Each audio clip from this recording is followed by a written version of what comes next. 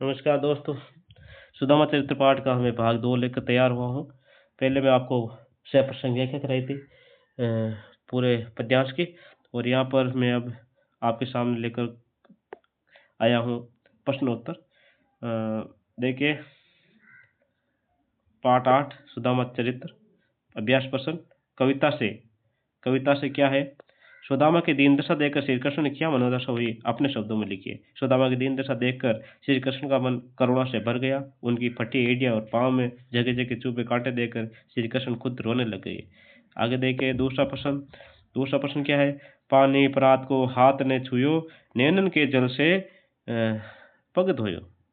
यानी पंक्ति में भाव, जो वर्णित भाव है वो अपने शब्दों में उनका वर्णन करता है। इस पंक्ति का भाव यह है कि कृष्ण अपने मित्र की ऐसी दीन सजा देखकर बहुत दुखी होते हैं, और सुदामा के पैर धोने के लिए जो पानी लाया गया था प्रात में, उसे हाथ तक नहीं लगाया और अपने नैनों के जल यानी आंसू की धारा से सुदामा के पैर धो दिए थे। आगे देखिए तीसरे क्वेश्चन में क ख ग है ना, एक लाइन है, उसके क्या अलग होंगे। देखिए, पहला है चोरी की बान में जो प्रवीण, यानी के कबूतर। उपयुक्त पंक्ति किससे किससे कह रहा है? तो यहाँ पर श्री कृष्ण सुदामा को कह रहा है कि तू चोरी के बाद में क्या हुई, प्रवीण है ना। ये बात श्री कृष्ण अपने मित्र सुदामा को कह रहा है। दूसरा क्या है? ये कथन, इस कथन की पृष्ठभूमि स्पष्ट कीजिए। इस कथन की चोरी की बात है ना। गरीब सुदामा के पास कुछ आर्थिक सहायता पाने के लिए, है ना, गरीब सुदामा श्री कृष्ण से कुछ आर्थिक सहायता के पास कुछ आर्थिक सहायता पाने के उद्देश्य से वो क्या करते हैं? उद्देश्य से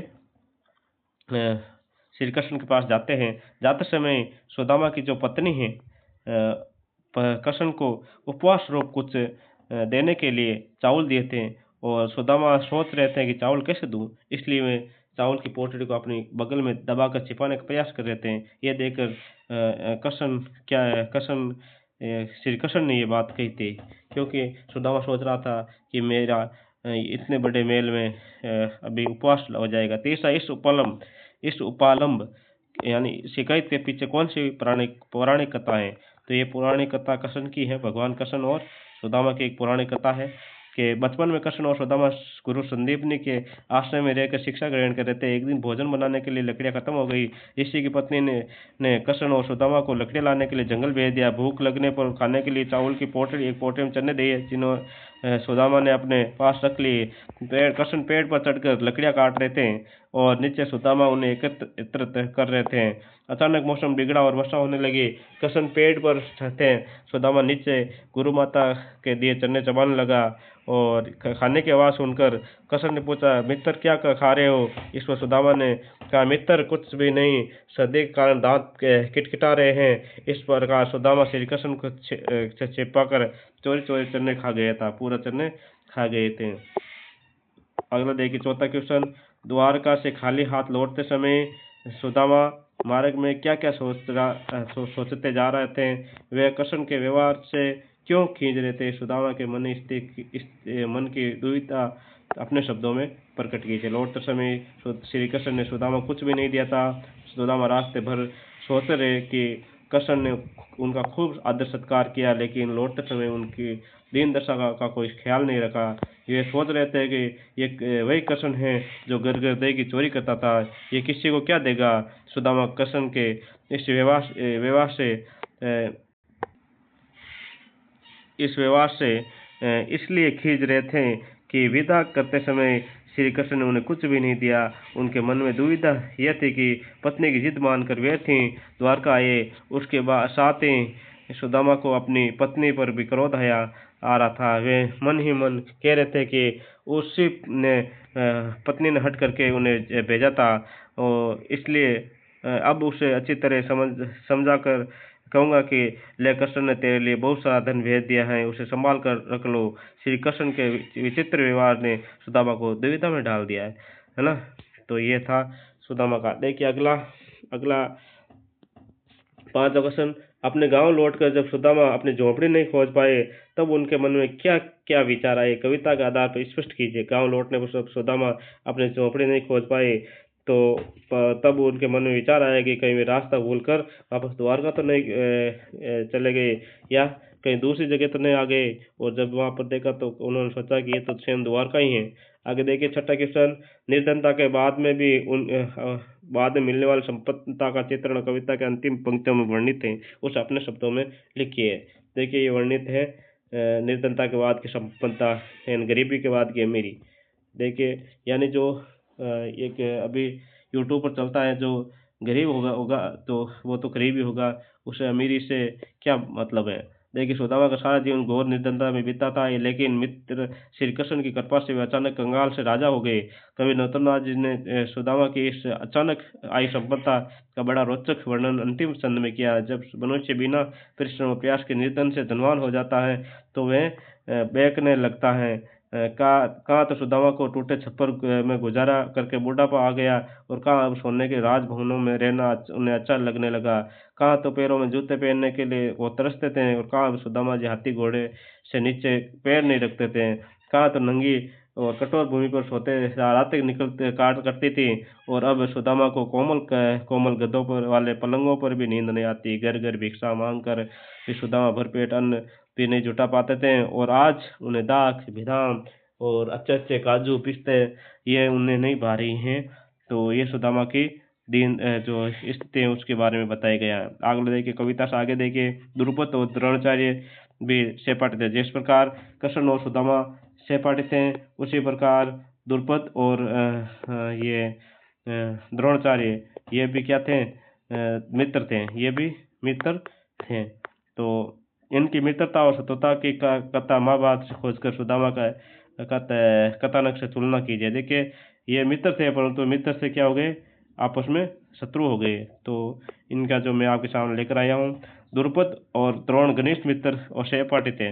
द्रुपद द्रोण से कहते थे कि जब मैं राजा हो जाऊंगा तब तुम्हें अपना आधा राज्य दे दूंगा और हम दोनों सुखी रहेंगे। समय बीतने के साथ ही द्रुपद राजा हो गया, द्रोण बहुत गरीब हो गए। कुछ सहायता पाने के उद्देश्य से वे द्रुपद के पास गए, पर द्रुपद ने उन्हें अपमानित कर भगा दिया। द्रोण ने कौरवों और पांडवों को धनुर्विद्या सिखानी शुरू की। उन्होंने गुरु दक्षिणा में द्रुपद को बंदी बनाकर लाने को कहा।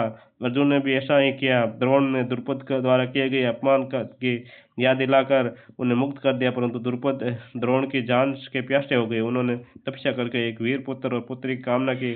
द्रुपद की इसी पुत्री द्रौपदी का विवाह अर्जुन के साथ हुआ। अर्जुन के समक्ष महाभारत का युद्ध में द्रोण का वध हो गया। और सुदामा के कथानक से तुलना देखिए, इस तरह से उनका तो उन्होंने दुश्मनी ले ली। द्रुपद ने द्रोण से यानी मित्र होते हुए भी देखो दुश्मनी ली। और यहाँ पर देखिए सुदामा के कथानक से तुलना है। सुदामा कृष्ण यानी मित्र हो तो कृष्ण और सुदामा जैसी मित्रता हो, तो ये तो मित्रता के बारे में यदि नाम आता तो कृष्ण और सुदामा की मित्रता आदर्श थी, जबकि द्रोण और द्रुपद की मित्रता विपरीत थी। कृष्ण ने सुदामा की परोक्ष रूप से मदद कर उन्हें भी अपने जैसा बना दिया, जबकि द्रुपद और द्रोण ने अपनी मित्रता को कलंकित कर दिया, है ना। यानी यहाँ पर कृष्ण ने तो उन्हें अपने जैसा राजबाग दे दिया, यानी अपने जैसी द्वारका नगरी दे दी, पर द्रुपद ने द्रोण की हत्या कर दी। ये है उस द्रोण और द्रुपद की मित्रता और सुदामा और कृष्ण की मित्रता में। दूसरा प्रश्न देखिए, उच्च पद पाकर पहुंचकर या अधिक समृद्ध होकर व्यक्ति अपने निर्धन माता पिता भाई बंधुओं से नजर फेरने लग जाता है। ऐसे लोगों के लिए सुदामा चरित्र कैसी चुनौती खड़ी करता है, लिखिए। देखिए इसमें लिख रहे हैं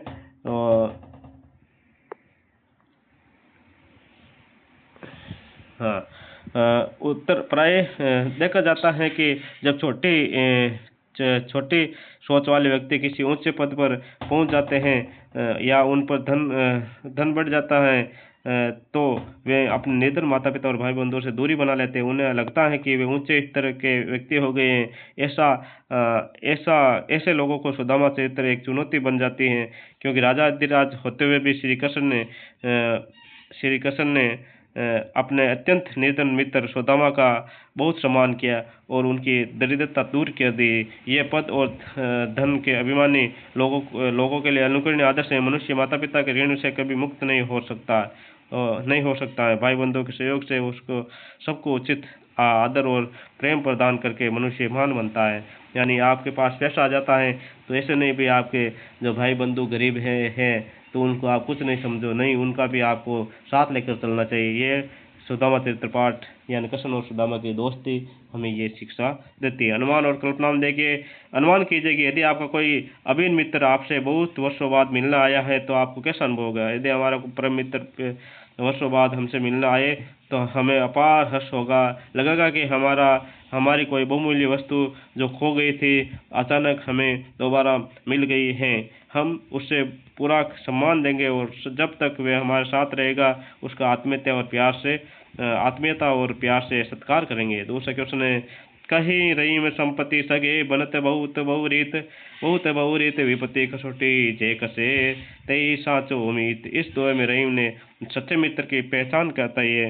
इस दोहे से सुदामा चरित्र के समानता किस प्रकार दिखते हैं लिखिए। देखिए ये पाठ हमने रहीमदास के दोहे पिछली क्लास में पढ़े थे, 7वीं क्लास में। देखिए तो उस दोहे का और इस दोहे में इस पाठ में जो मेल है वो कवि कह रहा है कि बताइए कि इसमें और उसमें क्या क्या है समानता। रहीम के इस दोहे से दो का अर्थ यह है कि जब तक किसी व्यक्ति के पास धन संपत्ति रहती है तब तक वे बहुत से लोग उसके मित्र और सगे संबंधी बन जाते हैं। इन सब में सच्चा मित्र कौन है, कौन सुख का संगी है, उसकी पहचान तभी होती है जब उस व्यक्ति पर कोई संकट आता है। जो संकट के समय काम आते हैं वही सच्चे मित्र हैं। सुदामा चरित्र इस कथन की सत्यता प्रमाणित करता है। श्री कृष्ण घोर निर्धनता से दुखी अपने मित्र सुदामा की बिना किसी स्वार्थ के भरपूर सहयोग करते हैं। श्री कृष्ण सच्चे मित्र का आदर्श स्वरूप पेश करते हैं। आगे देखिए भाषा की बात, पानी प्रात को हाथ छुयो नहीं, नैनन के जल से पग धोइए। ऊपर लिखी पंक्तियों में पंक्ति को पढ़कर इसमें बात को बहुत अधिक बढ़ा चढ़ाकर चित्रित किया गया। जब किसी बात को इतना बढ़ा चढ़ाकर प्रस्तुत किया जाता है तो वहाँ पर अतिशयोक्ति अलंकार, आप ही कविता में एक अतिशयोक्ति अलंकार का उदाहरण छांटिए। देखिए यहाँ पर हमने कविता में एक अतिशयोक्ति का अलंकार का उदाहरण आया था, वो है के वे टूटी सी छानी होती के कंचन के अब धाम सुहात। तो ये अतिशयोक्ति अलंकार का उदाहरण है। धन्यवाद दोस्तों। आप इस हिंदी विथ बूस्टर चैनल को या हिंदी विथ सेटपुरी चैनल को आप ज़रूर सब्सक्राइब करें, लाइक करें, शेयर करें और आपको कैसा लगा ये कमेंट में ज़रूर लिखें। जय हिंद दोस्त।